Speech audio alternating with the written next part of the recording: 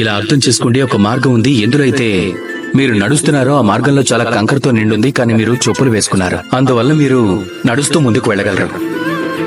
ఇప్పుడు ఎలాంటి మార్గం వస్తుందంటే ఏదైతే పుష్పాలతో నిండుందో అది.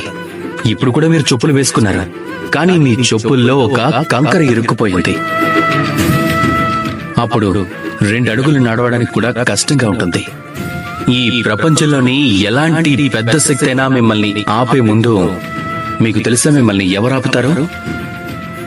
మీ లోపలున్న బలహీనత, మీ లోపల దాగి ఉన్న ఈ శత్రువు.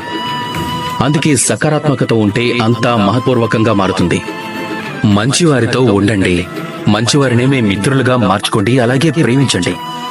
అలాగే ఈ ప్రేమ అనేది ఎంత శక్తివంతమైన కవచం అంటే దానిని బ్రహ్మాస్త్రం కూడా తెంచలేదు. ఇక కంకర ఎలాంటి సమస్య? రండి నాతో పాటు ప్రేమగా చెప్పండి, రాధా కృష్ణ.